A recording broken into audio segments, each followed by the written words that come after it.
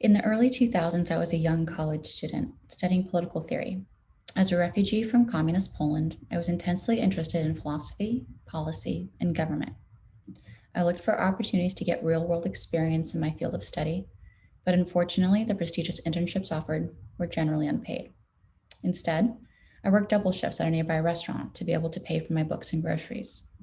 I studied during the day, worked at night, and came home late in the morning, with food caked on my mandatory yet purposefully revealing uniform. During this time, I became acclimated to an environment where the customer is always right. Drunk men, who regularly made sexually explicit comments at my expense, were treated with deference by my male and female managers alike. I made $5.75 an hour and developed a thick outer shell, never imagining that such behavior would be tolerated in other industries. As soon as I got the opportunity, I traded in that uniform for a pantsuit and managed a small party race on behalf of a political consulting group during a national convention in Los Angeles. Upon checking into the hotel where the event was being held, I discovered a room hadn't been reserved under my name. Reassured by a female superior that I'd have a place to stay, I carried on with the campaign.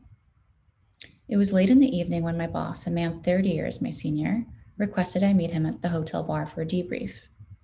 I grabbed my clipboard and pen and dutifully marched over. He had already ordered two drinks and started walking away from the crowd, motioning me to follow him. We eventually arrived at his hotel room, which was furnished with a bed, a chair, and a desk. I opted to sit in the chair, clipboard tightly clenched in my hands, guarding my torso. My eyes were fixed on the room's only exit.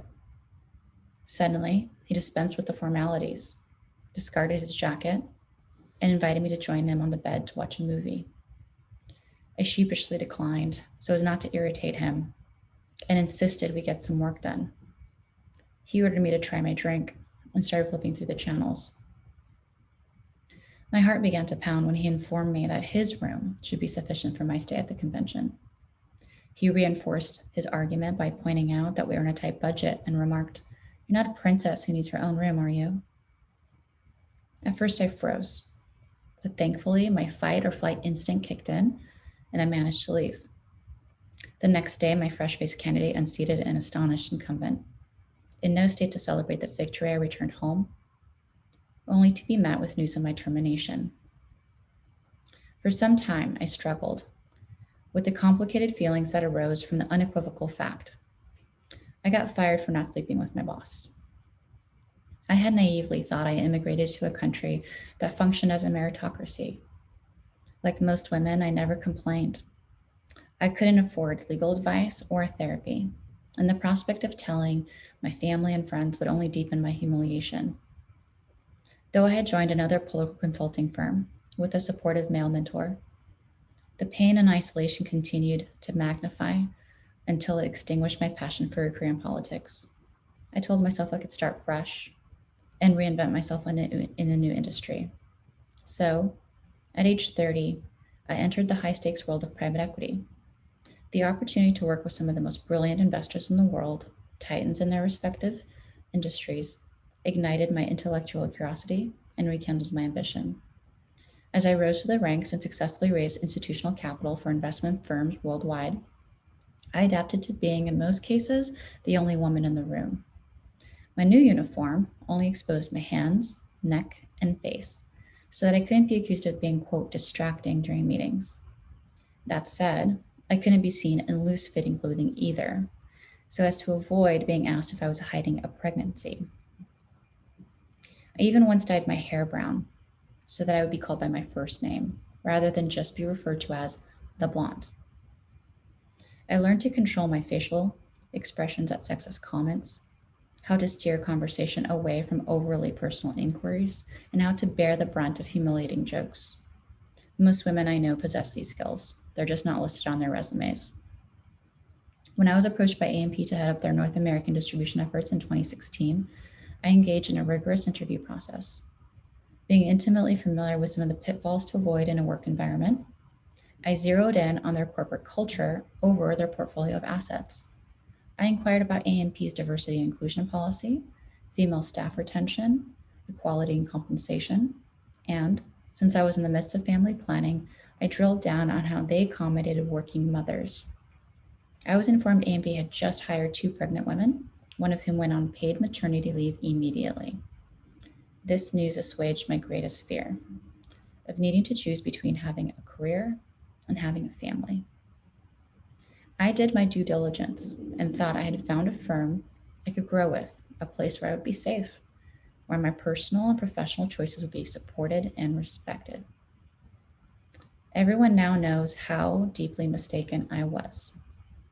I never imagined that as an experienced and qualified professional in a company that holds the public's trust, I would still be treated no better than when I was a waitress in that restaurant. The same individuals who shamelessly touted A&P's culture to encourage me to join were also the ones who demanded I return to work for my harasser, even after my credible complaint against him was investigated and verified. What may come as a surprise is that these individuals were all female. When I was hired in 2016, A&P was one of the biggest financial institutions in the world and one of the top 20 companies listed on the Australian Securities Exchange. 1 in 4 Australians was an A&P customer. Since July 1st, 2020, when news of my 2017 sexual harassment complaint broke, A&P shares fell approximately 40%, or $2.8 billion in market capitalization. Between last July and March of this year, investors withdrew $9 billion in assets under management from A&P Capital, approximately $2 billion in corporate pension assets, and about $8 billion in total wealth management products. A number of pension funds withdrew hundreds of millions from A&P's ethical investment options, and a $5 billion property fund recently changed ownership.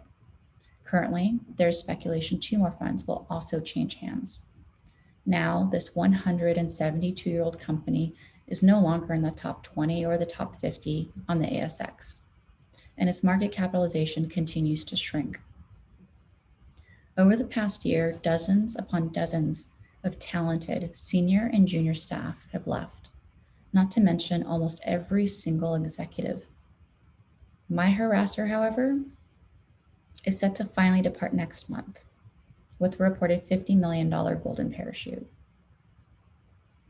I think it should be painfully clear, especially to the stakeholders, how a company's toxic culture, where sexual harassment is not treated with the dignity and urgency it requires, can degrade and devalue not only the survivors who report it, but an entire company's global workforce and its underlying market value.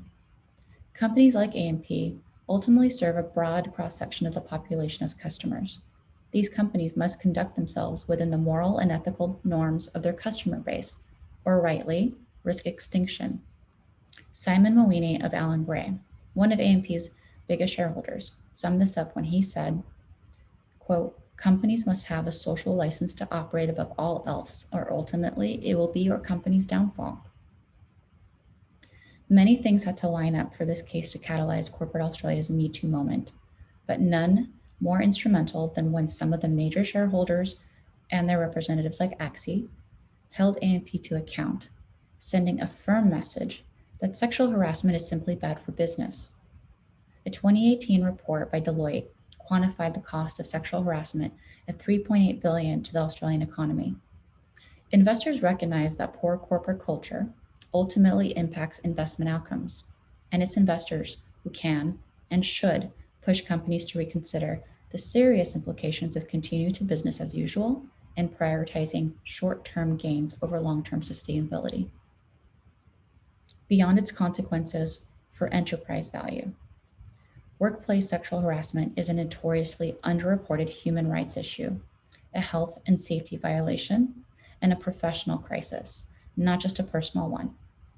Calling out sexual harassment cannot and should not exclusively rest on the shoulders of the survivors.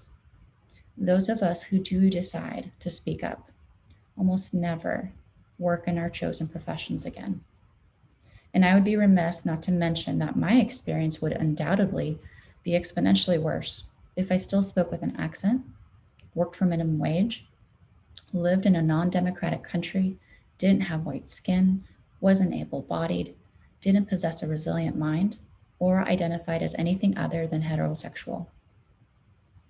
Now I realize that my years of education and experience and the attention I paid to what I wore and how I was perceived could never immunize me from an experience I share with women everywhere.